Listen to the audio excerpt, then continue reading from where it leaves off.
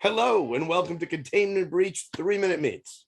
I'm Christian DeMatteo, co-founder of Fugitive Poems Comics, fugitivepoems.com. This is the little girl that won't go to sleep. She's hiding from the camera, but she is here because we are pandemic professional. And the kids are always around somewhere. I am talking today to a very important person for Containment Breach Volume 2, our second comic anthology. Our first, Containment Breach Volume 1, Quarantine Chronicles, is available on Comixology and on Gumroad. It was a zine that we put together during the pandemic, during the quarantine, to do something. And it was so well received by three of my friends. No, it was so well received that we decided to go. Yeah, exactly. She did it. That we decided to go bigger. And this time we have some incredible contributors, and we have our senior editor, Mr. Mark Capitelli. So, Mark, may I ask you, who the heck are you?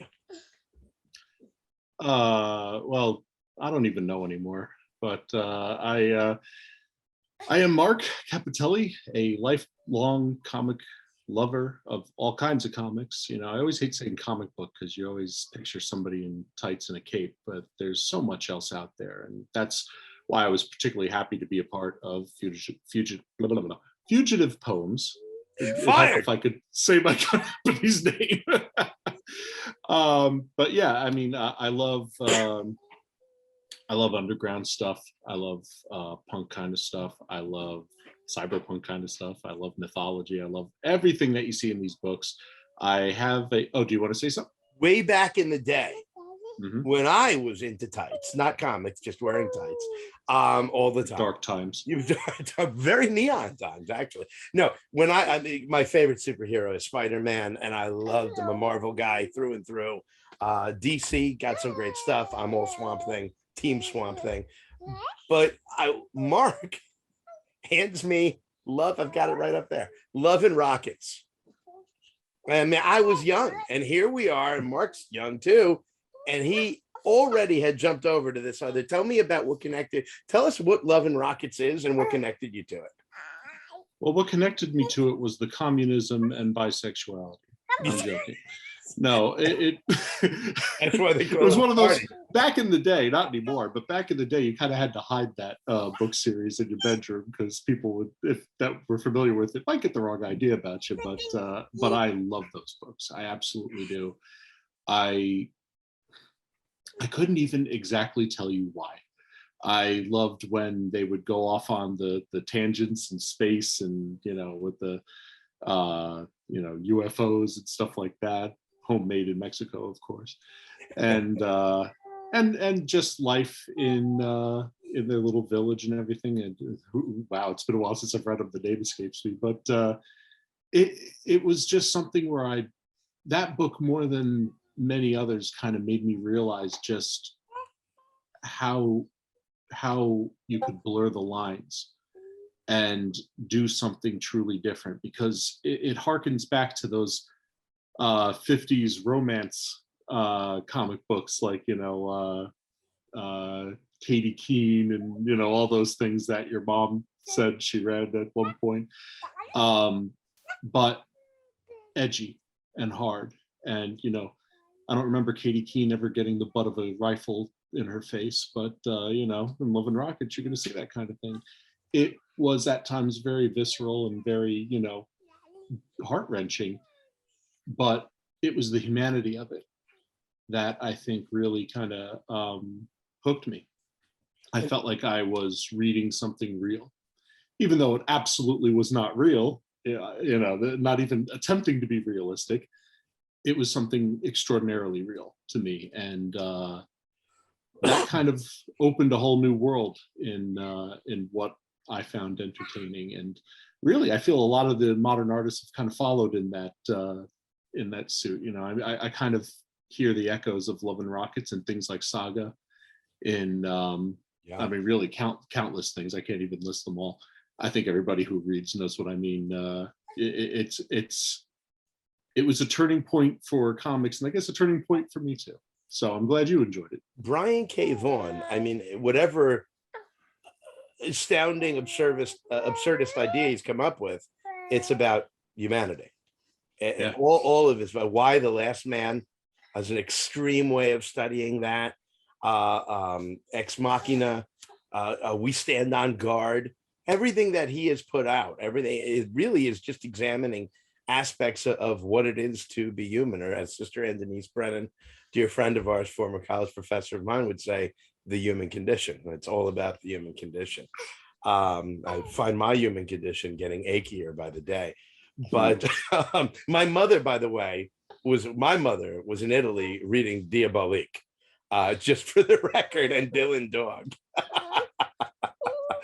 which is another thing that the Europeans have always had a very different feeling about what the comic was. A little more pulpy. Yeah, absolutely. Absolutely. I know pulpy is exactly right. Well, even the Mickey Mouse comics that were popular over there, it was Mickey fighting Nazis and like all kinds of like crazy stuff. It wasn't, what we think of when we think of Disney. It was closer to Tintin or right? Something like that, Yeah, and you look at Tintin or Streets of Paris, Streets of Murder. There are all these incredible Mobius's work and I love Mobius. Jodorowsky even working with Mobius. Jodorowsky. I never know if I'm saying that right. Jodorowsky. Jodorowsky. You know what? I think I just screwed it up saying Jodorowsky. I don't know. If anyone asks, we know the real way to pronounce it, and that's what we're doing. There we go. So this is my daughter. My daughter's foot. Hello. So now you've taken all those sensibilities and what we wanted for Containment Breach, the series, Containment Breach, a fugitive anthology, the series that we're doing, because there's going to be one of many. They're all going to be themed, an umbrella theme that's wide enough for people to play with, but still within certain concept. So people, this is ridiculous. Oh boy. Good. I don't want to be interviewed by Barbara Walters here. I want to put the foot in the camera. I love you. Like I said, real human. Exactly right. Foot. This is life right here, folks. Right. Yep. So that finger going for that. Somewhere Quentin Tarantino was like, "Why don't I do my interviews like this?" So we want that. We want that variety and that variety of story and that connection to humanity. And you have been amazing in what you see in the scripts and what you see in the art. You've got an art background yourself. You're a writer. Tell me a little bit of what it's been like working on Containment Breach. What's kind of your process for working with our incredible contributors?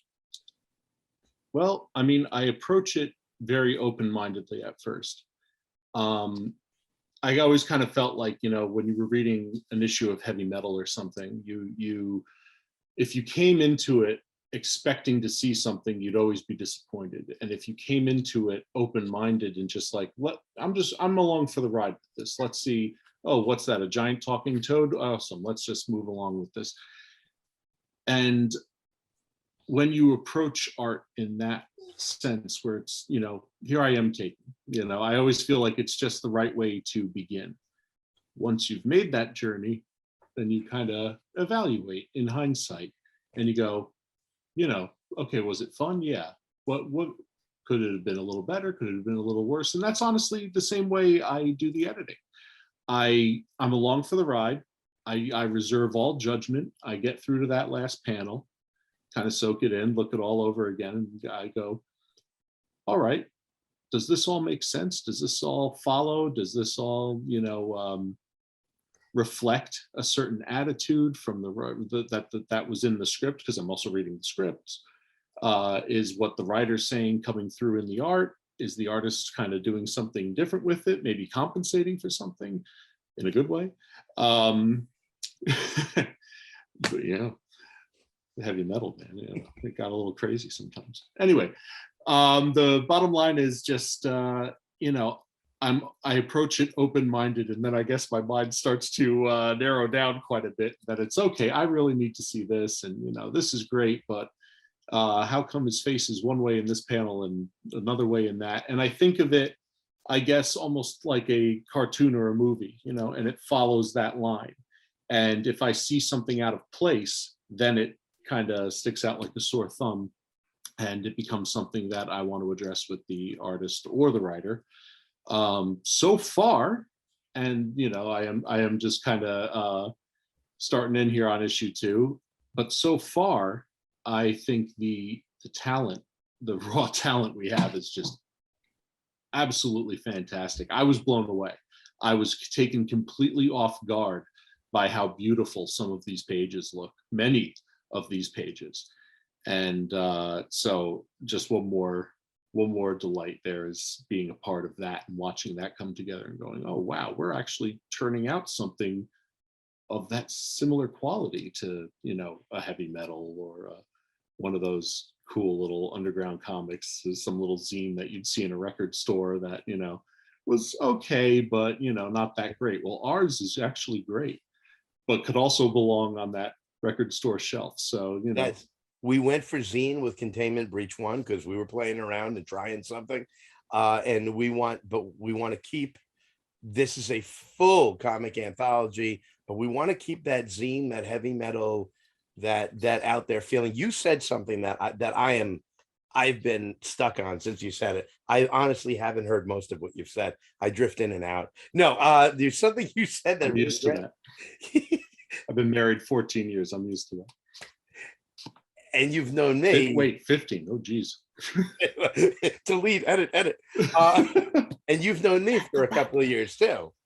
Yeah, just a few. 1 or 2 or since 3, 5, 35, something like 35 years. As I mentioned, we were trading. I don't know what you were doing at my wedding, giving a speech, and you know, figured there'd be somebody watching the door. 35 years, my best friend, my brother, since 4th grade. 3rd grade for you. Everyone knows you're younger. It's important. That is important, folks. Don't forget. No matter how old I am, he's at least 1 year old. And Mark has edited almost everything I've ever written, aside from all of his professional work. I always hand my stuff to Mark because of what you just said. Excuse me, very professional and burping on camera. You said you start out here, down for anything, and then you end up here, focused and saying, wait a minute. And that is 100% right, because when you enter something, you should be open-minded and say, okay, what is it? I'm in. But then once a creative, and I'm referring to myself, I'm not talking about anybody else, but myself here, once a writer tells you what it is, you've both agreed to it. There's a handshake. And now the writer needs to stay the course. If it also is this, and it also is this, and it also is this, it's ultimately nothing, right? There has to be a concept that is being played within. So the concept can be as ridiculous as you want, but the minute it's created, there are rules to it. Your own, but they're there. And if the rule is that there are no rules, there needs to be rules to that. And a great editor sees that, walks in, unlike so many movie producers, like, no. This isn't what, make this kind of movie. No, I'm here. I want to know what you're doing. Let me see what you're creating. I've got it. I've accepted it. Now I know what it is. Let's make it the best that it can be. And I've been watching you do that with so many of our, with all of our contributors. And what I love to see is how happy they are. I had fun going through scripts with them as well. They're just open to discuss it. And I think that there are so many of us out there so starved for creative conversation that it's not received as criticism or critique. It's, holy crap, you want to talk about this thing I wrote? Yes. You want to play in this playground I created, this absurd fiction in my mind? You want to talk about the dynamics and physics of it? Okay. And you say to them, hey, what if this happened? And there's been no one on the book that's like, oh, no, thank you, I got this. I just watch the ideas go back and forth, and I've been a part of those conversations. And you're so good with everybody, and everybody's so good on this project that it really has been a pleasure. But I think that what you said, that this to this thing, to me, that's the key of what makes you a great editor. Well, thank you.